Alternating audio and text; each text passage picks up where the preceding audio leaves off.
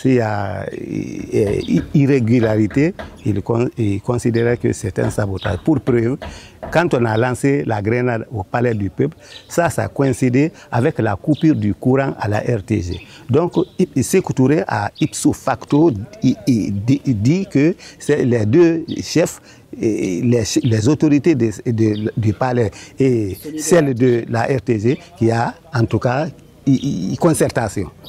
Donc tout le monde a répondu. Ça, je ne peux pas dire ce qui s'est passé là. Vous ne voulez pas le dire ou vous ne le pouvez pas? Sékou Touré n'est plus à vie. Non, c'est pas ça. Non, on ne peut pas décrire. Non, on ne peut pas décrire. Tout le monde a été sanctionné. Ils ont été tous sanctionnés.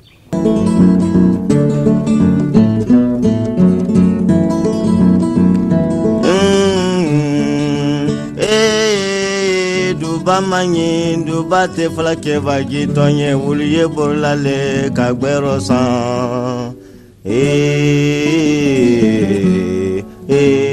duba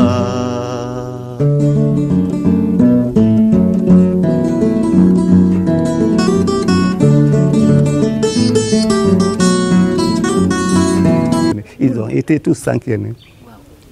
La grenade qu'on lance. Donc Sékou Touré, c'était un président qui était collé à la presse. Sékou Touré, tout ce qui se passe à la RTG, il est à l'écoute. Il est à l'écoute. De telle manière que... C'était le premier auditeur. Le premier auditeur. Il était... Et puis quand il sort avec les journalistes, il ne mange jamais avant les journalistes. Ah, il considérait les journalistes? Oui, il ne mange pas avant les journalistes. Il demande d'abord, est-ce que les journalistes ont mangé. Donc c'était pas une façon de contrôler la presse, mais c'était oui, ce n'était pas une façon de contrôler, mais il aimait la presse donc c'était ça. Quel est votre grand souvenir avec le camarade Ahmed Sékou Touré? Je rappelle, il est décédé en 1984 et c'est après ce discours que vous avez enregistré. Oui, quand j'ai enregistré le discours, c'était le jeudi. Donc le jeudi, le vendredi, il a vomi du sang, le samedi, on l'a transporté au Maroc. Mais de là-bas maintenant, comme c'était compliqué, il a été transporté au Cleveland aux États-Unis. Et le mardi 26, il a rendu l'âme.